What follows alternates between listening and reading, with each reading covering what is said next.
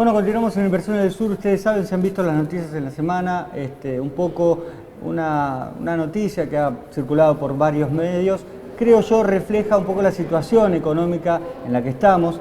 Tiene que ver obviamente con trabajo, con la coyuntura de la Argentina, con las posibilidades que puede llegar a tener o no una persona que comienza a buscar trabajo. Me refiero básicamente a esto que sucedió en Zárate, en la empresa Toyota, que buscaba 200 jóvenes para darles empleo para la fábrica, y bueno, la verdad es que no los pudo encontrar porque no tenían el secundario terminado. Bueno, me parece que esto no es un ejemplo aislado en el país. Queremos conocer un poco o hablar un poco acerca de todo esto, de pobreza, de movilidad social, de oportunidades, de capacitaciones. Por eso estamos ya con nuestra invitada del día de hoy, Silvia London. Ella es economista que además de ser investigadora, también profesora, han publicado un trabajo muy importante que se llama Trampas de la Pobreza, que habla un poquito de todo esto. ¿Cómo estás, Silvia? Bienvenida. Hola, ¿qué tal? Bueno, muchas gracias por la invitación. La verdad que el tema que estás mencionando es un tema recurrente, o sea, uno lo está mirando ahora porque dice, ¿cómo puede ser que habiendo desempleo no conseguimos empleados para una planta, en este caso de Toyota, pero se da en muchas otras circunstancias? Vos mencionaste un tema que es fundamental, el hecho de que muchos, o sea, uno de los requisitos era la secundaria completa. Y una de las cuestiones que estamos viendo hace años, es un tema preocupante desde hace años, es que hay mucha deserción en la escuela secundaria. Muchos chicos que no terminan la secundaria por razones, en muchos casos económicas, en el sentido de realmente el costo, los economistas decimos el costo de oportunidad, o sea, lo que dejan de recibir por hacer otra cosa, el costo de oportunidad de estudiar es muy alto en chicos en condiciones vulnerables, en familias pobres, digamos, que de bajos recursos, y dicen, bueno, salgo a trabajar, porque, y acá viene la pregunta, ¿qué pasa después de la escuela secundaria? ¿Qué certificado me da la escuela secundaria? ¿A dónde puedo llegar con la escuela secundaria? Y después tenemos un montón de chicos que se desalientan en la escuela secundaria. Eso tendría que verlo alguien de educación, de pedagogía, además. Se desalientan, no le encuentran mucho sentido, no se sienten motivados y dejan la escuela. Y acá estamos diciendo chicos que no son de clases más bajas económicamente hablando. Sí. Pero en las me clases, parece que es fundamental esto que mencionás, la desmotivación que hay, porque de hecho también me pasaba a mí cuando estudiaba el secundario. Uno sabía que terminaba el secundario, la verdad es que no le servía para mucho. Me parece que eso se enraizó tanto en la sociedad, que hoy los chicos eso lo tienen incorporado, de que la secundaria no sirve demasiado. Entonces la verdad es que no lo hacen. Entonces te encontrás con este tipo de situaciones, donde una fábrica necesita empleados, los toma, les hace una prueba y los chicos no tienen comprensión de texto, digo, para leer un manual y ensamblar partes. Sí, bueno, ese es otro tema también, ¿no? La calidad de la educación que estamos recibiendo. Hoy se habla mucho de lo que son analfabetos funcionales, o sea, aquellas personas que saben leer y escribir, pero que no pueden interpretar, ¿no? Yo siempre doy de ejemplo en mis clases, ahora sacaron los carteles, pero el cartel que había en Cabrera que decía, pise la raya y espere. Y uno veía que había gente que no pisaba la raya o no esperaba. O sea, y esas personas saben leer y escribir, pero no interpretan que para que haya un cambio de un semáforo inteligente, tienen que pisar la raya y esperar. Bueno, esto es lo que vos decís, leer un manual, interpretarlo, el tema de las autopartes no es ni tan complicado, no es la NASA, pero también tiene sus bemoles, digamos. Estamos hablando de un automóvil, tiene un sistema de seguridad, no es andar en bicicleta. Exactamente, una falla. En economía tenemos un modelo que se llama el Orrin Model, que es, el Orrin es la pieza que falló cuando estalló y ahí se me fue el nombre del transbordador espacial, que una pequeña falla en una en una pieza puede desbaratar todo un sistema, ¿no? Bueno, pero volviendo al tema del empleo, es muy importante a la luz de lo que estamos viviendo nosotros hoy, porque estos chicos o estas personas que podrían haber tomado el trabajo ahora en Zárate, en Campana, estos chicos hicieron la escuela o tendrían que haber hecho la escuela hace unos años. Ahora, ¿qué pasa hoy?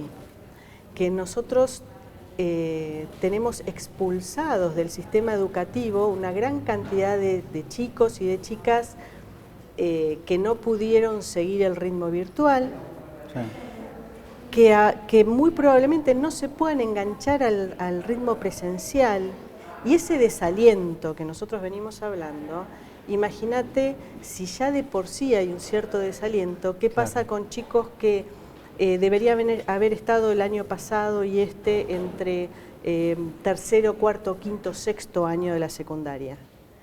Que no pudieron asistir a las clases virtuales, y yo lo veo en mi hija que está en el último año, hay muchos compañeros que no quieren ni siquiera asistir, sí, pero pensemos aquellos que no pudieron, junto al incentivo.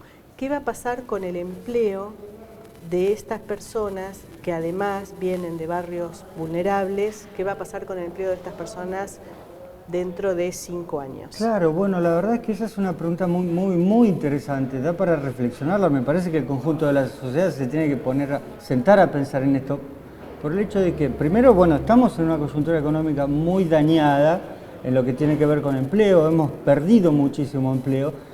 No solo hay que recuperarlo, sino que a la vez la tecnología, la modernidad viene hacia nosotros, digamos, corriendo, en cualquier momento nos pega en la cara, y estamos hablando de empleos que todavía no se crearon, cuando todavía no podemos recuperar aquello que perdimos. Digo, la situación es muy compleja. Sí, es más compleja si te pones a pensar en lo siguiente.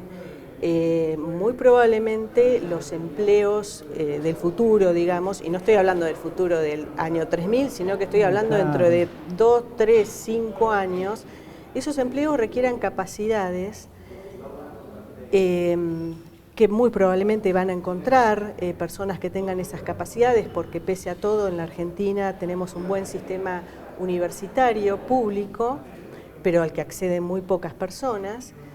¿Y qué va a pasar con todas estas otras personas que no tienen la secundaria terminada, no tienen calificaciones y no hay empleos o sea, no hay puestos de trabajo que los demanden? Claro.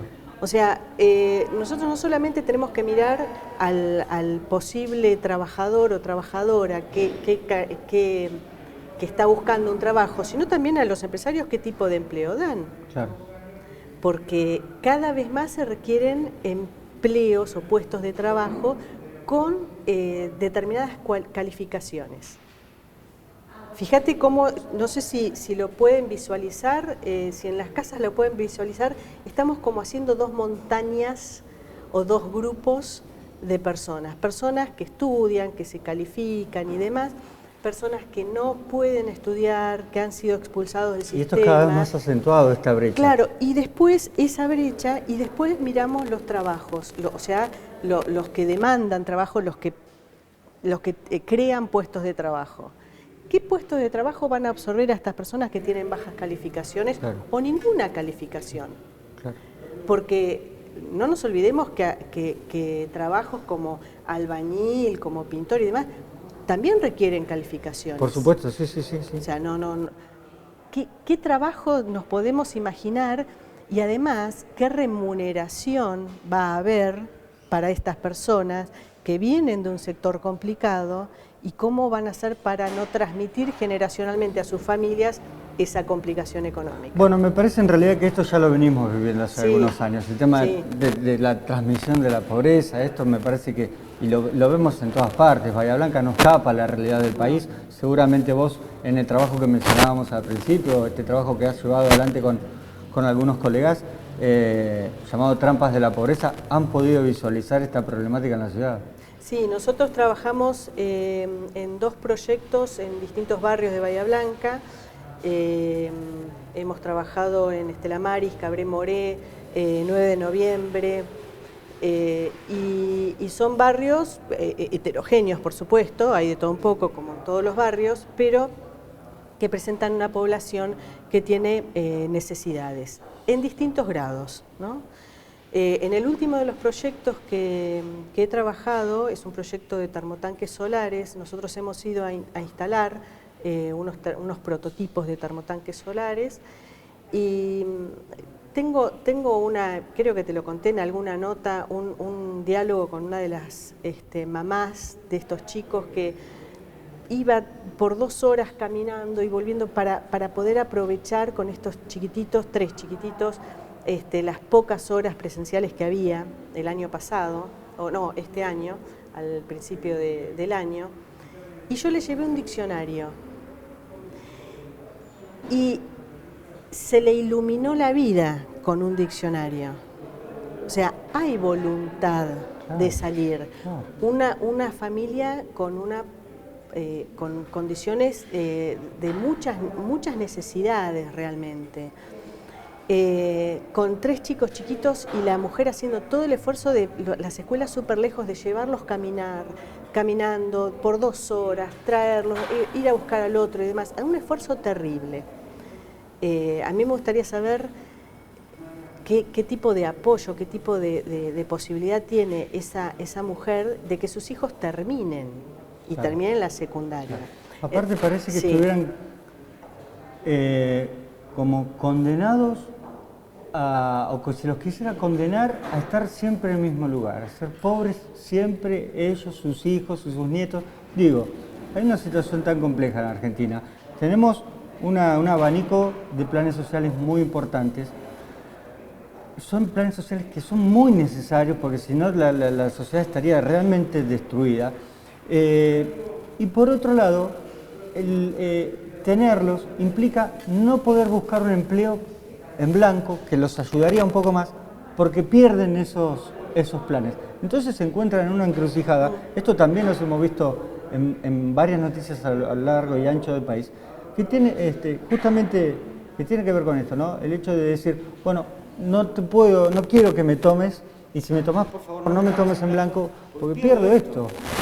Y no puedo perder. O sea, sí, porque es lo único que tengo, es lo que me va a ayudar, es lo que me sirve para llegar a fin de mes. Ese es el problema que tienen los planes sociales o la política social cuando no está focalizada, ¿no? Cuando no identifica en cada actor qué es lo que le pasa, porque claramente, también te lo he comentado en alguna oportunidad, la señora que trabaja en mi casa trabaja 6 horas nada más.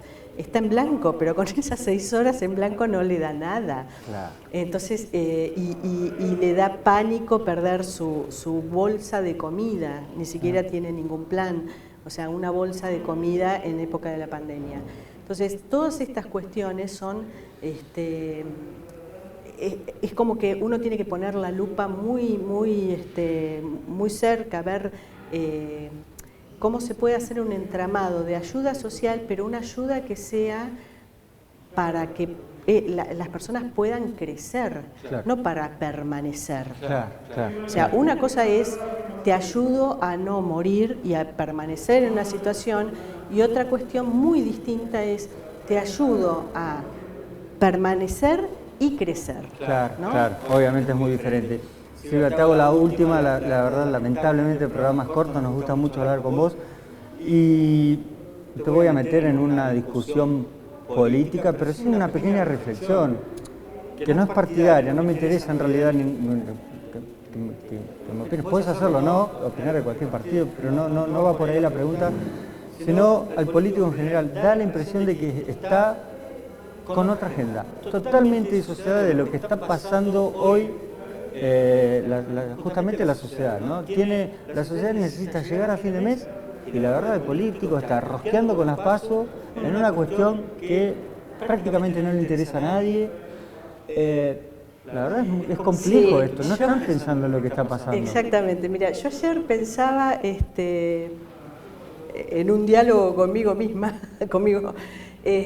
pensaba, digo, ¿qué pasaría si a los políticos se les pidiera que por una semana no hablaran de otros políticos? Se prohibiera una semana no pueden hablar de otros políticos, tienen que hablar de ellos. Claro. Y presentar sus propuestas. Se les viene el agua, a muchos se les viene el agua. Sí, porque uno está como cansado de escuchar que se tiren con dardos y que necesitamos propuestas. Y propuestas como las que estoy mencionando, son propuestas básicas. Yo entiendo que la macroeconomía nuestra está detonada y que hace décadas que vivimos poniendo parches en la macroeconomía por la inflación, por el gasto, por el presupuesto, por el déficit fiscal, por el endeudamiento. Son todas cosas que nos vienen matando de a poquito, pero parejo, ¿no? Parejo. Pero también necesitamos que como sociedad que nos digan, bueno, ¿cómo? ¿Dónde están las propuestas de generación de empleo? ¿Dónde están las propuestas de generación de actividad? ¿Dónde está? Se está escuchando mucho que la gente se va del país, entonces se dice, no, eso es una campaña periodística para mostrar no sé qué. Pero la realidad es que la gente no se va para vivir mejor, sino para vivir más tranquila. Más tranquila, claro. Para no estar pensando todos los días a la mañana cuál es la inflación, cómo voy a hacer para comprar pollo hoy, qué pasa con las retenciones. Se trata de calidad de vida. Entonces, los políticos, por una vez, podrían parar la moto, dejar de pelear por puestos, y estoy hablando de todos, desde el primero hasta el último, todos. Y empezar a hablarnos a nosotros. Dejen de criticarse entre ellos. Silvia, te agradezco muchísimo por la nota, espero la podamos continuar pronto, la charla. Gracias. Bueno, muchas gracias a vos y también espero volver a charlar pronto. Gracias.